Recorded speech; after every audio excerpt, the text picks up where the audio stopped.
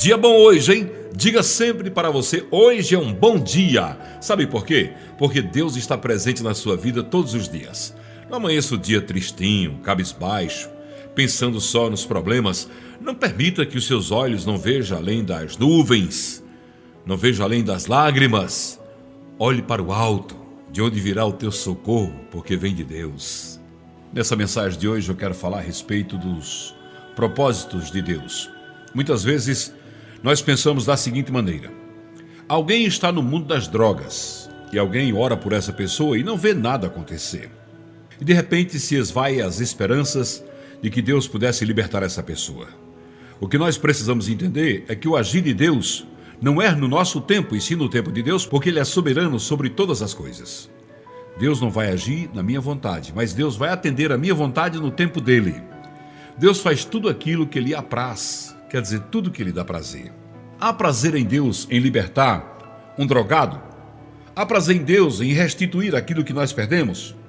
Há prazer em Deus em que nós tenhamos um sorriso farto, uma vida plena de felicidade? Claro que há. O nosso Deus é o dono da prata e do ouro, Ele é o Deus abençoador, provedor de nossas vidas, e Ele se apraz, Ele sente prazer nas nossas realizações. Mas para isso é preciso que nós tenhamos uma certeza de que só é prazer para Deus aquilo que acontece em nossas vidas quando nós colocamos as nossas vidas nas mãos de Deus. Quando você confessa a sua total dependência de Deus, Deus começa então a agir na sua vida e começa a fazer coisas grandes e maravilhosas. 2 Reis, capítulo 7 e 5, conta a história de leprosos, famintos, que se tornaram guerreiros sem saber que estavam guerreando. A palavra de Deus diz assim: ao anoitecer, eles foram ao acampamento dos arameus. Quando chegaram às imediações do acampamento, não havia ninguém ali. Alguma vez você já se encontrou fazendo a vontade de Deus enquanto simplesmente fazia algo bem mundano? No capítulo 7 e 2 de Reis, encontramos aqui nesse capítulo a história de 4 homens com lepra, homens rejeitados pela sociedade, homens considerados impuros, homens que ninguém queria se aproximar dele porque fedia sua carne de tão podre que era a sua lepra. Mas eles estavam com fome e a sua fome era tamanha que eles queriam buscar comida. Mal sabiam eles que Deus iria usá-los para anunciar a sua mensagem de provisão ao povo de Israel. Israel não só estava em meio à fome, mas também estava sob o cerco dos assírios.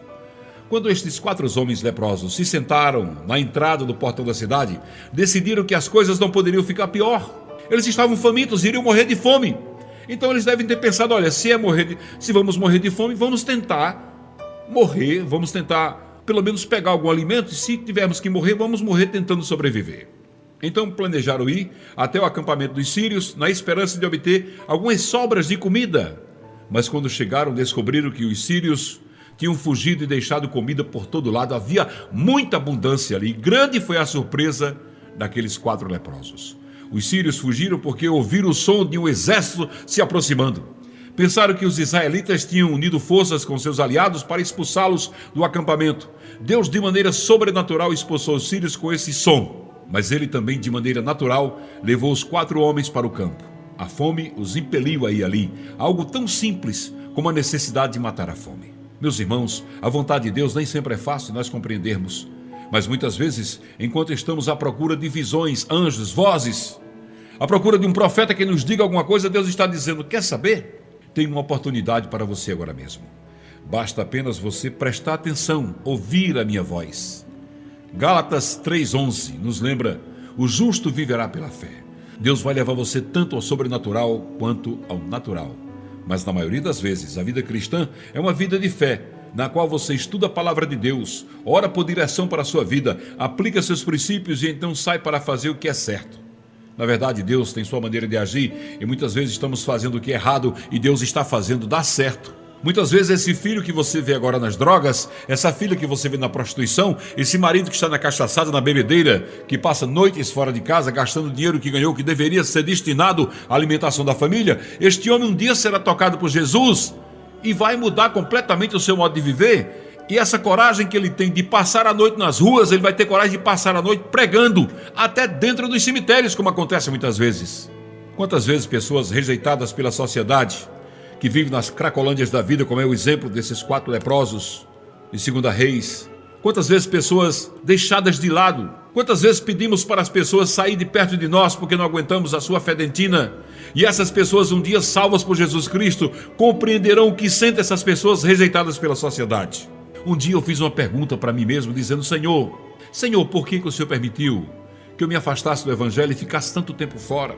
E que eu voltasse, já quando não tinha mais a mesma força?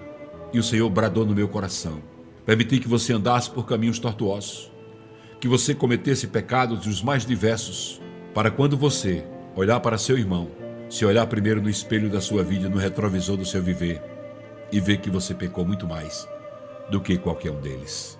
Essas pessoas que estão no mundo e que nós queremos vê-los na casa de Deus, quando eles vierem para a casa de Deus, eles trarão uma grande bagagem. Foi o que levou esses leprosos ao povo de Israel, uma grande bagagem. O mantimento, Israel estava morrendo de fome, porque os sírios estavam acampados ao seu redor e eles tinham medo de sair, porque grande era o exército sírio. Mas aqueles 4 leprosos, rejeitados, humilhados, tidos como impuros, foi quem levou aquele alimento para saciar a fome daquele povo. Foi Deus que usou esses homens, colocando um som de muitos homens, de um exército grande marchando para afugentar o exército sírio. Assim Deus usará aquele que você não dá nada por ele, aquele que você acha que ele não serve para nada. Sabe uma coisa? Eu sempre gosto de dizer que Jesus Cristo veio para ser carpinteiro exatamente para dizer: olha, essa história que vocês dizem que pau que nasce torto morre torto, só se for na mão de Satanás, porque nas minhas mãos eu aprumo ele fica reto como uma linha reta. Se tem uma coisa que Jesus sabe fazer como divino carpinteiro, é aprumar pau torto. Esse negócio que pau que nasce torto até a cinza é torta, para Jesus não tem valor, porque quando Jesus dá o toque dele, aquele que está no mundo das drogas, dos vícios, da bebida alcoólica, da prostituição, aquele que vive pelos prostíbulos da vida, a mulher que vive vendendo o seu corpo, se prostituindo, o homem que vive no mundo da sexualidade, Deus toca ele de uma forma tão tremenda que ele passa a ter nojo do que ele fazia. Na segunda-feira agora, nós estávamos num lugar, num culto de oração familiar, e uma das pessoas que estavam ali disse: sabe, irmão Chico, eu às vezes tenho vergonha do que eu fazia e tenho nojo das coisas que eu fazia. Eu não queria me sentir assim. Eu disse: meu irmão, agradeça a Deus por você se sentir assim, porque Deus está fazendo você ter esses sentimentos. Sabe por quê, meu irmão? Porque hoje você foge até da aparência do pecado, e antes você vivia dentro do pecado. Então o Espírito Santo de Deus, que nos dá discernimento de tudo, mostra a você o quanto você era errado e como Ele transformou a sua vida. Glorifique a Deus por isso. Não vamos rejeitar ninguém, porque Deus tem seus planos. Oh, glória a Deus, aleluia. Deus tem seu modo de agir. A você, mãe e pai, que está desesperançado, a você que está triste e abatido, achando que não vai ter mais recuperação para teu filho ou tua filha, para a tua família, eu te digo esta noite: tem recuperação sim, porque o Senhor da glória, Ele precisa ser só chamado para entrar na tua casa e transformar. Então somente aceita Jesus Cristo para você se libertar de tudo isso. E quando você se liberta, aqueles que estão perto de você também são libertados. Teus filhos e teus entes queridos.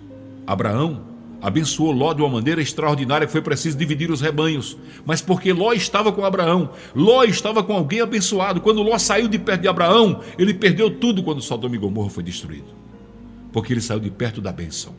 Quando você é bênção, aqueles que estão debaixo do seu teto, mesmo às vezes te tratando mal, dizendo palavras que você fica magoado, magoada, mas eles são abençoados porque Deus tem negócio com você. E se você ora por uma pessoa, Deus tem negócio com essa pessoa também. Faça tão somente isso. Faça como aqueles 4 leprosos do capítulo 7 de 2 Reis. Não deixe de buscar o alimento.